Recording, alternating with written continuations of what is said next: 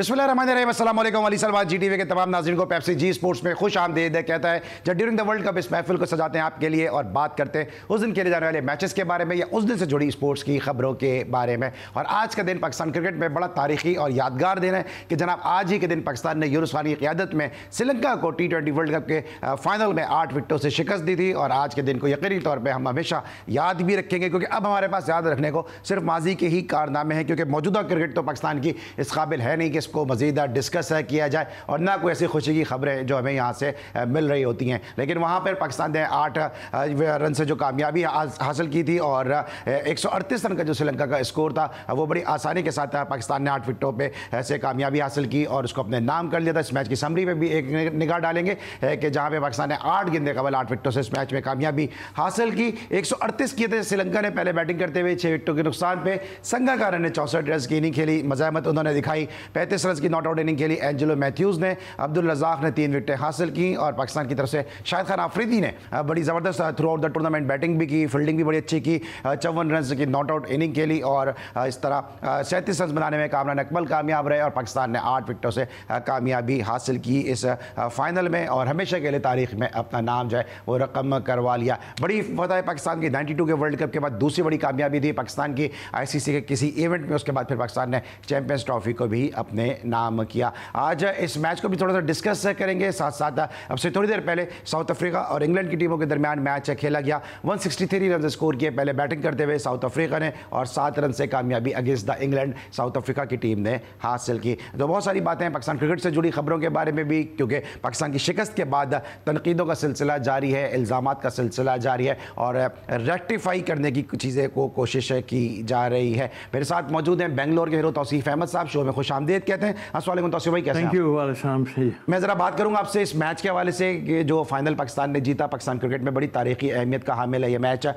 और कहा यह जाता है कि पाकिस्तान ने जो ऑस्ट्रेलिया कप का फाइनल जीता था कि जहाँ पे तौसीफ भाई ने सिंगल लिया, जावेद मियादाद साहब ने तारीखी छक्का लगाया, वहाँ से पाकिस्तान की टीम में एक ऐसा कॉन्फिडेंस आया था कि उसके बाद पाकिस्तान ने फिर नेहरू कप भी जीता। उसके बाद पाकिस्तान फिर टाइटल जीतने की उस दौड़ में शामिल हो गया, वरना इससे पहले कोई मेजर टाइटल पाकिस्तान जीता नहीं था। तौसीफ भाई, इस फतह को किस तरह से देखते हैं कि जो पाकिस्तान ने हासिल की यूनुस खान की क़यादत में और एक नई टीम थी? मुझे याद है शाहजेब हसन उस वक्त ज़्यादा क्रिकेट खेले नहीं थे, उन्होंने एक बेनज़ीर भुट्टो टूर्नामेंट हुआ था वहाँ पे अच्छी परफॉर्मेंस दी थी और फिर वहाँ पे बासित अली साहब ने रिकमेंड किया था यूनुस खान को। फिर यूनुस खान उनके रिकमेंडेशन पे शाहजेब हसन को लेके गए और फिर ज़बरदस्त बैटिंग की शाहजेब हसन ने। तो टीम तकरीबन नई थी, प्लेयर भी नए थे और कुछ यूथ एंड एक्सपीरियंस का ब्लेंड था, लेकिन क्या वजह थी कि वहाँ पर टीम जो है वो यूनिट के तौर पर खेलती नज़र आई?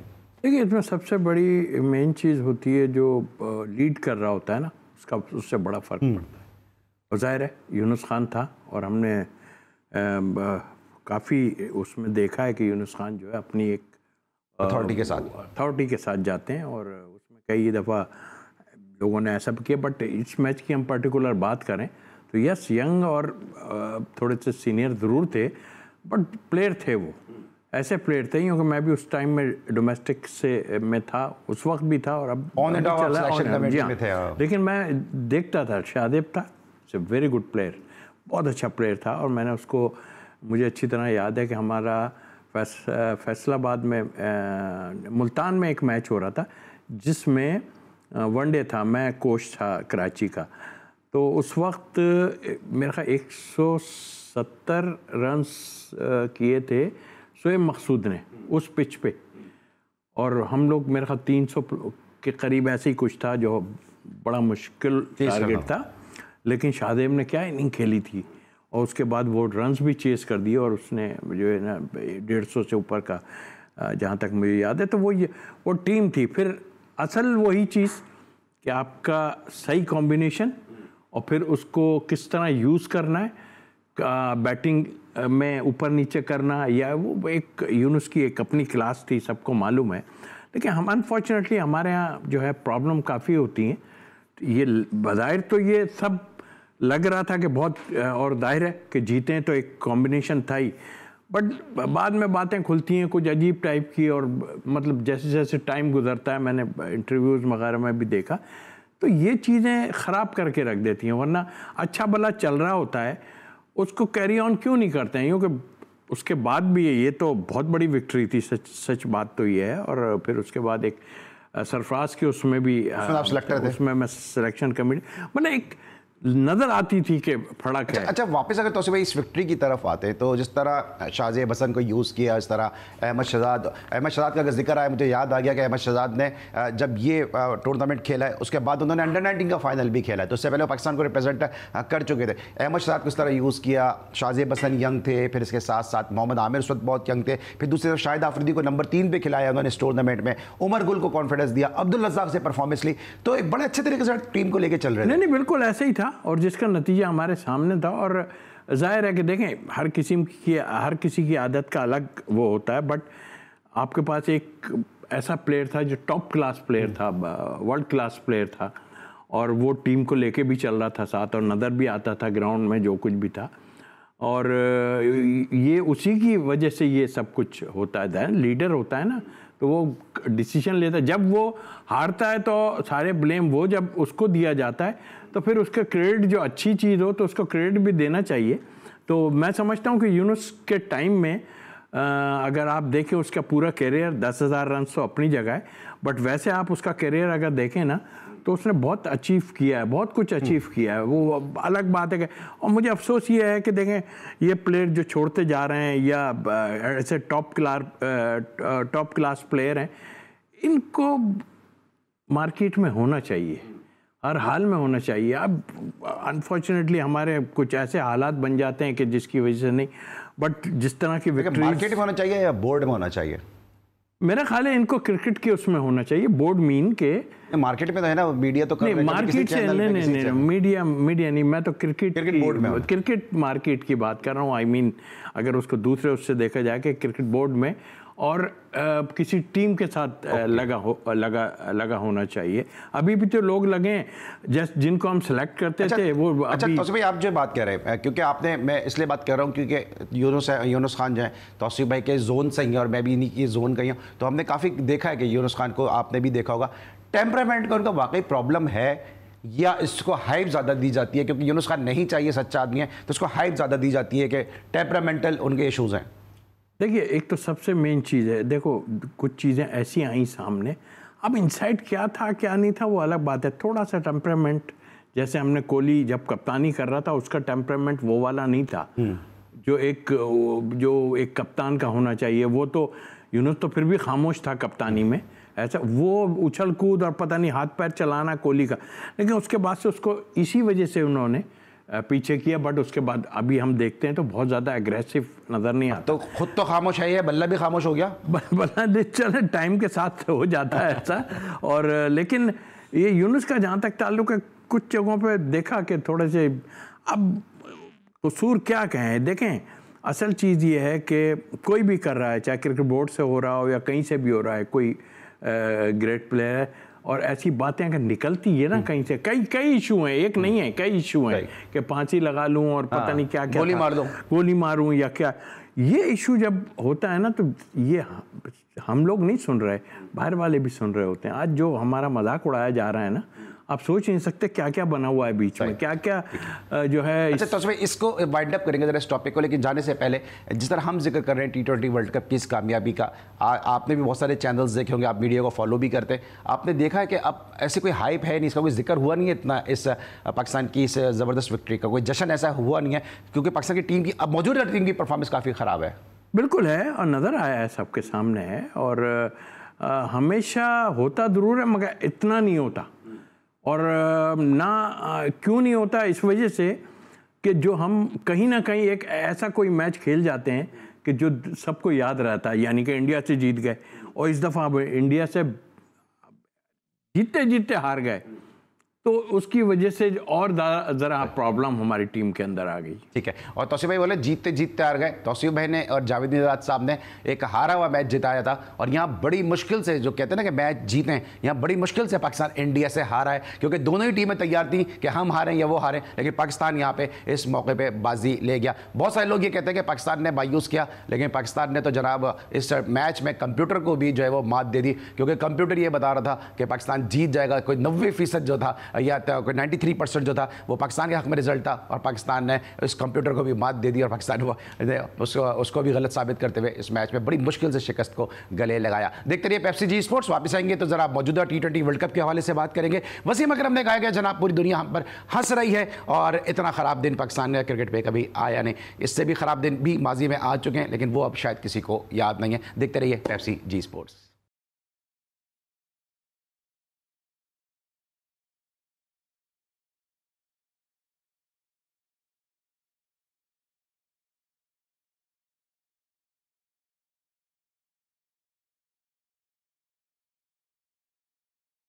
Welcome back to Pepsi G sports. और ब्रेक पर जाने से पहले बात करते हैं पाकिस्तान की उस तारीखी फतह के बारे में। अब हम बात करेंगे आज जो अब से थोड़ी देर पहले मैच अपने इख्तिताम को पहुंचा गया, जहां पे साउथ अफ्रीका और इंग्लैंड की टीमें एक दूसरे के बदले मुकाबिल थी और यहां पे 7 रन से साउथ अफ्रीका ने कामयाबी हासिल की। पहले नजर डालेंगे इस मैच की समरी पर कि इस मैच में क्या हुआ, फिर उसके बाद बेंगलोर के हीरो तौसीफ अहमद साहब से इस मैच के हवाले से गुफ्तगू करेंगे। यहाँ पर 163 रन स्कोर किए 6 विकेटों के नुकसान पर। डीकॉक ने एक और ज़बरदस्त बारी खेली, 65 रन की, 43 रन मिलर की जानिब से सामने आए। रजा हेनरिक ने 19 रन स्कोर किए। आर्चर ने 3 विकेटें हासिल की और जवाब में इंग्लैंड की बैटिंग इस टारगेट को चेस नहीं कर सकी, महज 156 रन बना सकी।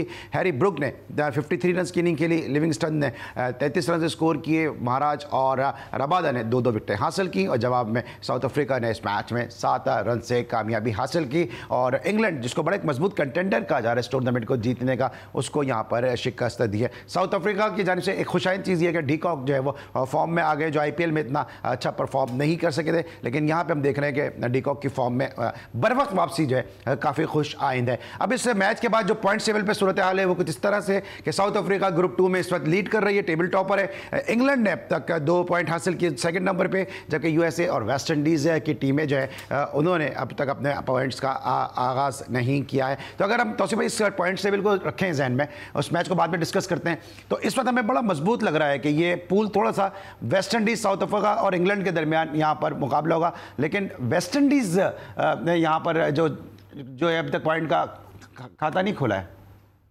हाँ ये बिल्कुल, और मेरा ख्याल है कि बज़ाहिर तो यही लग रहा था कि आज इंग्लैंड जो है वो मेरा ख्याल है कि जीतने के चांस मुझे काफ़ी लग रहे थे, बट आज की उसमें जहाँ आपने बैट्समैन का नाम लिया डीकॉक का, देखिए हम अगर थोड़ा पीछे जाए ना, ये वो प्लेयर्स हैं और कई ऐसे टीमों में प्लेयर्स हैं जो अंडर 19 से आए और वो उसके बाद मेन टीम के मेंबर बने। और जिस फॉर्मेट में ये खेल रहा है, आपने देखा कि अभी भी उसने, मैंने कहा 30-32 और बीच में रिटायरमेंट भी ले ली थी, बीच में छोड़ दिया था वो, बहरहाल फिर आया। आने के बाद तो इस तरह के कई प्लेयर हैं, इंग्लैंड की टीम में भी हैं और सब जो है। अनफॉर्चुनेटली हमारे पास अगर निकला तो कोई बाबर आजम ही शायद निकला है वो, और तो मुझे ऐसा सच नज़र नहीं आए कि कोई अंडर 19 से बहुत ज़्यादा हमारे पास जो अभी तक जो है चल रहे हैं वो। मुझे याद नहीं, अगर आपको हो तो मुझे ज़रूर वो कीजिएगा, लेकिन ऐसा नहीं हुआ। हमारे पास ये लास्ट खेप यही है, बाबर आजम वगैरह यही भाई है, तो ये की प्लेयर इनमें। लेकिन आज की उसमें खेल तो अपनी जगह 160 थी, हालांकि कम स्कोर किया था साउथ अफ्रीका ने, इसलिए कि जिस तरह डीकॉक ने मारा था ना, मुझे लग रहा था कि 180 और 200 के करीब चला जाएगा। एकदम क्लैप्स हुए, 2-3 विकेट्स गिरे उनके। और इस मैच की सबसे ख़ास बात ये जो कि बहुत कम देखने में आती है, एक आध कैच छूटा जरूर है, बट एक्सीलेंट कैचिंग हुई और पहली बॉल से जिस तरह से कैच निकला था, क्या बात है यार। और उसके बाद आप बटलर का अगर रनआउट देखो, जो बटलर ने रनआउट किया, टर्निंग पॉइंट, क्या बात है, टर्निंग पॉइंट वाकई है। और तो इसमें मेरा ख्याल है अच्छा खेलने वाले की जीत हो गई है। और वैसे भी जब भी साउथ अफ्रीका खेलती है तो साउथ अफ्रीका की खेल हो या ऑस्ट्रेलिया हो या इंग्लैंड हो, 3 टीमें ऐसी हैं कि इनका एक अलग ही रूप नजर आता है। और जब भी खेलती हैं, बड़े हारती भी अगर है तो बहुत तगड़ा होकर खेलती हैं। हाँ, बट ये इनके लिए तो मशहूर है कि यार ये पीछे अभी आपको पता ही है USA से भी इनको प्रॉब्लम हुई और चोकर हैं जो ऐसे कि इनके लिए मशहूर है।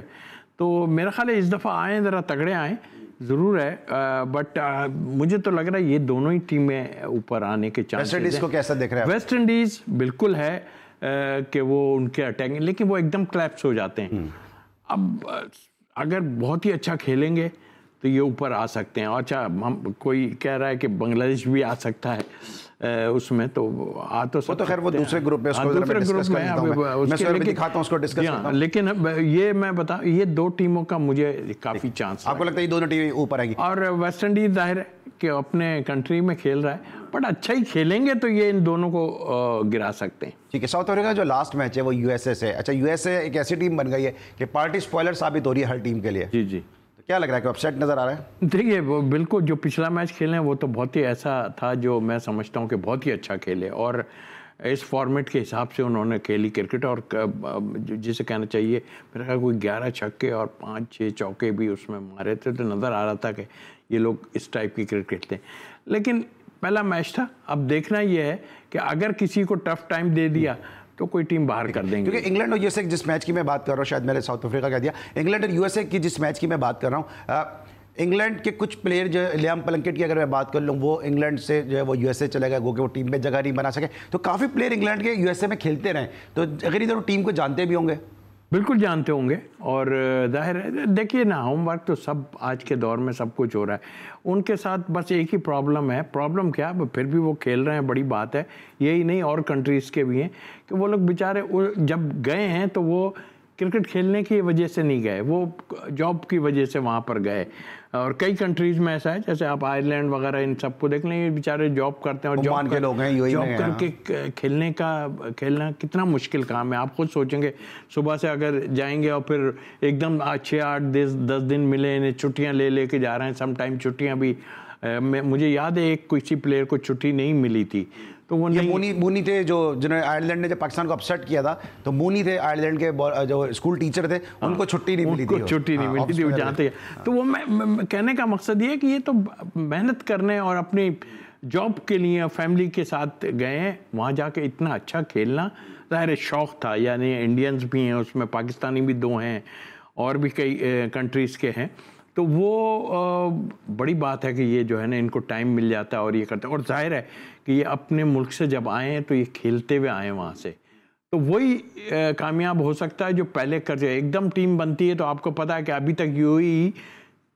खेल जरूर रही है, मगर प्रोफेशनल वो चीज़ नहीं आई जो एक टीम में आनी चाहिए मेरा ख्याल। ठीक है। आइए, और जो बात कर रहे हैं कि उसमें मूनी की हमने बात की कि वो टीचर थे, उनको स्कूल से छुट्टी नहीं मिली और उनको जो है वो वापस टीम को ज्वाइन करना पड़ा। इस तरह मुझे याद आ गया 99 के वर्ल्ड कप में कि जब न्यूजीलैंड पाकिस्तान के खिलाफ सेमीफाइनल खेल रहा था, उस दिन उनके एक बैट्समैन थे रॉजर टूज, उनके MBA मार्केटिंग के पेपर थे, और रॉजर टूज जो है वो पेपर की तैयारी कर रहे थे, और अगले दिन उन्होंने सेमीफाइनल खेला अगेंस्ट पाकिस्तान। हम बात कर रहे हैं ICC T20 वर्ल्ड कप के ग्रुप स्टेजेस के हवाले से, सुपर 8 के मरहले के हवाले से। ज़रा ग्रुप 1 में भी देख लेते हैं कि जहाँ पे इंडिया जो है वो मौजूद है और वहाँ पे क्या सूरत हाल है, क्योंकि बड़ा इंटरेस्टिंग ये पूल है कि जहाँ पे ऑस्ट्रेलिया, इंडिया, अफगानिस्तान, बांग्लादेश की टीमें शामिल हैं। ऑस्ट्रेलिया और इंडिया जो है दोनों ने 2-2 मैचेस खेले, लेकिन नेट रन रेट्स की बुनियाद पर जो है वो टॉप पर इस वक्त ऑस्ट्रेलिया।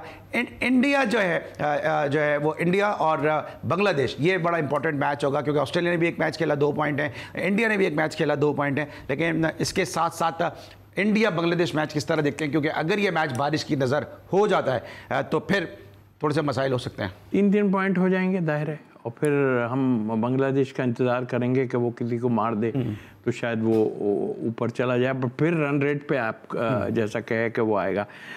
बट मुझे नहीं लगता है ऐसा, जिसने सारा ये बिसात बिछाई है वो कैसे बाहर हो जाएगा। पहली बात तो ये, बहरहाल गेम है, बड़े बड़े अपसेट हुए हैं, लेकिन जो बिसात बिछाने पे है। और देखें, पाकिस्तान बाहर हो गया, अफसोस हुआ, ख़राब खेले अपनी जगह, बट इंडिया एक अच्छी टीम है, और जाहिर है मुझे होगी कि मेरे उससे लगता है कि मुझे ऑस्ट्रेलिया का लगता है कि ऑस्ट्रेलिया जो है टॉप पे आ जाएगी, यानी फाइनल खेलने के उस पर, बट नेवर नो। लेकिन इंडिया बाहर होता हुआ दिखाई। इस ग्रुप से इंडिया और ऑस्ट्रेलिया आपको लगता है कि वो मुझे लगता है फाइनल सेमीफाइनल जाएंगे? बिल्कुल सेमीफाइनल तक आने के चांसेस हैं। ठीक है, सेमीफाइनल तक जो है वो इस ग्रुप से तौसीफ है कि दानिश में ऑस्ट्रेलिया और इंडिया के बहुत इम्कानात हैं कि ये दोनों टीमें जो है वो सेमीफाइनल की जाने बच जा सकती हैं। वहाँ से इन्होंने साउथ अफ्रीका और इंग्लैंड के हवाले से कहा है। तो बड़ा अच्छा इंटरेस्टिंग ये ग्रुप हो जाएगा। अगर ये चारों टीमें आती है तो बड़ी टफ टीम है ये चारों टीमें, और इनके सेमीफाइनल में आने से वेस्ट इंडीज़ के भी इम्कानात हैं, लेकिन इनके आने से जो है वो टूर्नामेंट में जो एक चाशनी है, जो दिलचस्पी का अंसर है, वो बरकरार रहेगा। लेकिन यहाँ मुझे बांग्लादेश की खराब परफॉर्मेंस के बाद उनके जो बैट्समैन थे, ओपनिंग बैट्समैन और कमेंटेटर हैं अतहर अली खान, वो याद आ रहे हैं, क्योंकि उन्होंने टूर्नामेंट से पहले कहा था कि बांग्लादेश उनको फाइनल में नज़र आ रहा है। उम्मीद है अब तक अतहर अली खान साहब की आंख जो है वो खुल गई होगी। देखते रहिए पेप्सी जी स्पोर्ट्स।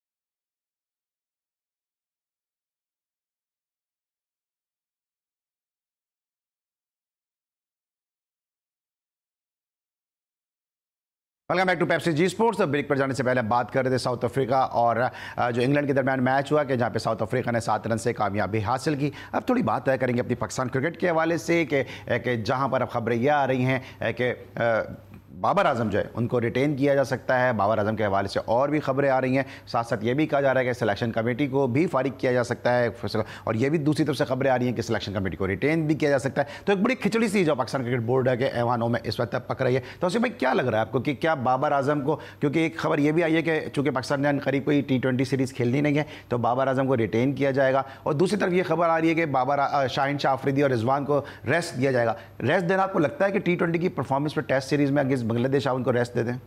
खबरों की हद तक तो ठीक नज़र आ रहा है मुझे, और जाहिर है कि अभी आपने ख़ुद बोला कि जो है 20 का कोई है नहीं।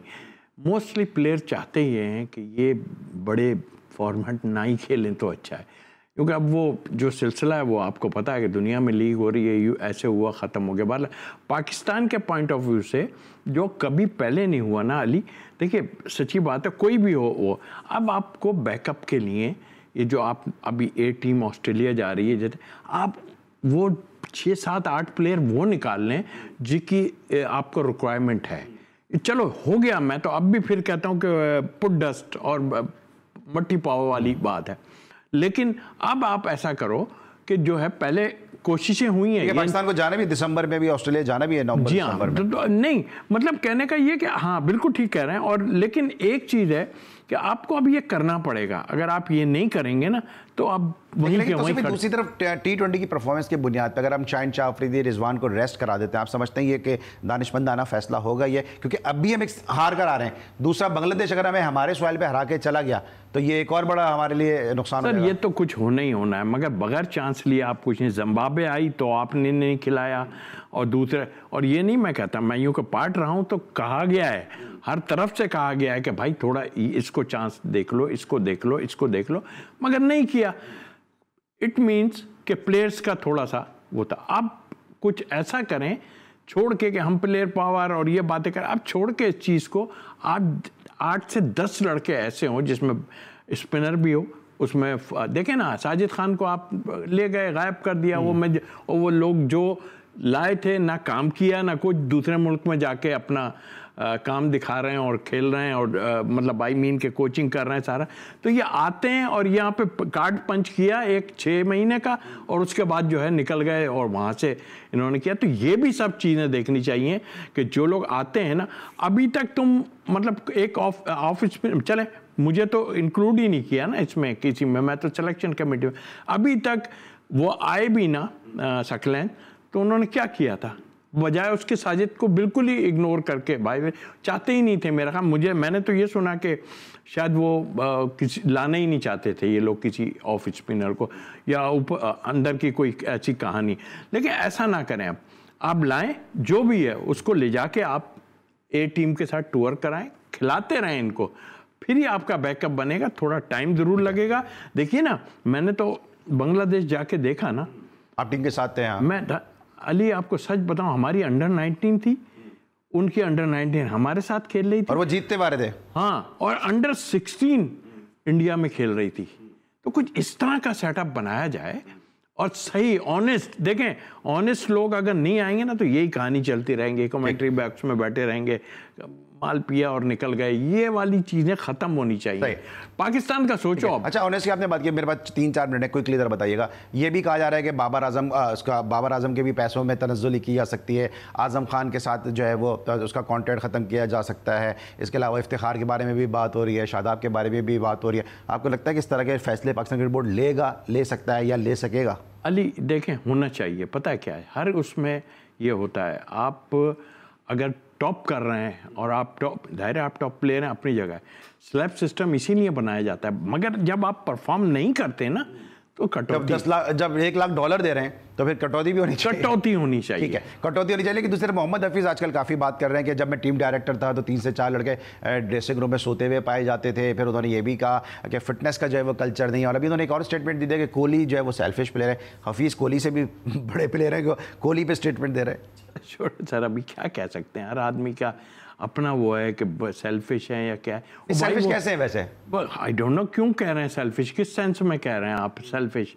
मतलब सेल्फिश इसी लिहाज से कह रहे होंगे कि शायद वो रन्स तो उसके इतने हैं यार, उसमें आप कहेंगे हो सकता है किसी वजह से कि वो मैंने जो मुझे कोई बता रहा था कि वो जी जब 100 के करीब होते हैं तो वो शायद जो है अपने आप को और डिले कर जाते हैं, वॉकडाउन 100 के करीब होता है, हर आदमी कर लेता है यार, उसमें क्या है। लेकिन मेरे हिसाब से इसमें मुझे एक चीज़ याद तो इसमें चीज़ याद आ गई, यही मोहम्मद हफीज़ थे, एक वक़ार यूनुस का किस्सा है कि वक़ार यूनुस बार बार इन पे तनकीद कर रहे थे कि तुम जो है वो इस तरह करीब आके सेंचुरी करीब आके इतना स्लो जाते हो, फिर सुनते रहे, शायद आपने भी किस्सा सुना होगा। फिर उन्होंने वक़ार यूनुस से कहा, जो कोच थे उस वक्त, कि भाई आपने कभी 100 के करीब आए, आपको पता है 100 के करीब आने का क्या प्रेशर होता है। तो फिर वही हफीज़ है वो कोहली के खिलाफ बयान दे रहे हैं। अब ये तो है ना, अभी मैं एक ही चीज़ कहता हूँ, इन सबको बिठाओ और साथ बिठा के जितने बिग गन्स हैं, क्योंकि यही है ना जो बैठ के बाहर एक दफा सर फोड़ दो एक दूसरे होते हैं, हाँ एक दफा जब ये बाहर होते हैं हाँ। तो सब ऐसी बातें करते हैं और उसके बाद जो है वो अंदर चले जाते हैं तो सब अच्छा दिखाई देने लगता है। क्योंकि सर वक्त में इसलिए जल्दी सवाल कर रहा हूँ क्योंकि सलमान बट ने भी तनकीद की हफीज़ पे। उन्होंने कहा कि यार उनको इस पॉडकास्ट में जो गिलक्रिस्ट के साथ की इस तरह की बातें नहीं करनी चाहिए थी, कि अपनी टीम की बातें नहीं करनी चाहिए थी, कि प्लेयर जो है वो सो रहे हैं। फिर वसीम अकरम ने भी कहा कि दुनिया पे इसीलिए हंसती है कि आप दूसरों के सामने जो है वो अपना घुटना खोल के दिखाते हैं। देखिए मैं आपको एक चीज़ बताऊँ, ये तो सब चीजें हैं ना, नजर आ गई ना सामने। सर पहली मरतबा नहीं, मुझे तो याद है कि मुझे भी बहुत चीजें पता है, ड्रेसिंग रूम में नहीं सोते प्लेयर, कई दफा इन्होंने कहा देख सो जाता है, कोई ऐसा नहीं है। मतलब आप आन के हेडमास्टर होने की, आप अगर परफॉर्म नहीं कर रहा तो वो ठीक है, सोने की बात असल नहीं है। अगर आपकी बैटिंग आई हुई है और लंबा आप कर रहे हैं तो आप रेस्ट थोड़ा कर लें। लेकिन ये है कि अगर दूसरे मायनों में लेते हैं तो वो वाला कि जी जो है आपके ऊपर वो होना चाहिए कि इतने टाइम में आए अंदर, यानी यार हम भी खेलते रहे उस ज़माने में, रातों को इतनी देर तक जाते थे और सुबह मैच खेलते हैं। जावेद भाई की बताऊं जाके 100 भी किया सब। ये सब ऐसी चीज़ें जहाँ बंदा रिलैक्स नजर आता है, जहाँ रिलैक्स होना चाहिए वहाँ रिलैक्स हो। कई बातें मुझे भी ऐसी वो हैं, लेकिन बात वहीं आती है कि आप जब किसी पे उछाल, अभी अपना आप देखो, आप जाके कोहली के ऊपर जाके बातें कर रहे हो तो जरूरत नहीं है ना आपको कोहली वोली, अपना देखो अपना क्या हिसाब क्या होता है। देखिए मैं आपको एक बात बताऊं, ये कहाँ से थोड़ी सी बुराई आई है, आई एम सॉरी टू से, पहले कौन मिला है जाके नकवी साहब को, इन्हीं में से कोई दायरे वो गए थे और बात उन्होंने कोई कुछ चीज़ें बताई और उसके बाद एक स्टेटमेंट आया कि वो जो है वो सियासत politics he, I don't know क्यों पॉलिटिक्स की क्या बात कर रहे हैं। तो पॉलिटिक्स किसने बताया पॉलिटिक्स हो रही है? अखबारों में पढ़ रहे हैं, सब में देख रहे हैं आप। Politics what politics? किसी ने ये तो कहा तक नहीं, एक महीना हमारा बाकी था, किसी ने ये तो नहीं कहा। मैं ये नहीं कहता कि हमें हटा दिया तो हम तो कई बार हटे हैं और आए, किसी ने ये नहीं कहा कि यार आपको किस उसमें ना वहाब साहब की इतनी हिम्मत हुई कि हमसे बात कर लेते। भाई हमसे बात तो करो कि भाई है आपने पहले इमेज ये लेके आए हो, ये ओ भाई बोर्ड से तो पूछ लो कि हम किस पोजीशन में हम बैठे हुए, फिर बात करें। मैं आपको तौसीफ एक ब्रेकिंग दे देता हूं, मैं बल्कि मैं इस पर कल बात करूंगा जो तौसीफ बात कर रहे हैं। मुझे अंदर से किसी ने बताया, मेरे जराए ने बताया कि जब इनमें से एक प्लेयर आए तो उन्होंने कहा कि यार अब ये पुराने प्लेयरों को जो है वो इनको साथ अब थोड़ा सा इनको दूर करो, अपने एरा के प्लेयर को लेकर आएंगे और हम क्रिकेट अब हम चलाएंगे। ये भी बात हुई है कल तौसीफ जरा पूछूंगा इन बातों में कितनी सदाकत है। Thank you so much sir, हमारे साथ मौजूद थे। कल भी तौसीफ भाई हमारे साथ मौजूद होंगे और इनके साथ साथ कमर जैफी साहब भी हमें शो में ज्वाइन करेंगे। आज के लिए बस इतना ही। अली सलमान को पूरी प्रोडक्शन टीम और तौसीफ भाई के साथ पेप्सी जी स्पोर्ट्स से इजाजत दीजिए। अपना बहुत ख्याल रखिए। अल्लाह हाफिज़।